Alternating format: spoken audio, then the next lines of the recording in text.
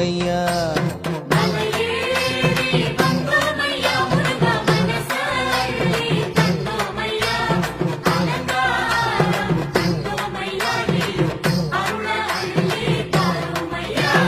பாசி படர்ந்த மலை முருகா, பங்குனி தேரோடும் மலை முருகா, ஊசி படர்ந்த மலை முருகா, ருத்ராட்சம் காய்க்கும் மலை முருகா.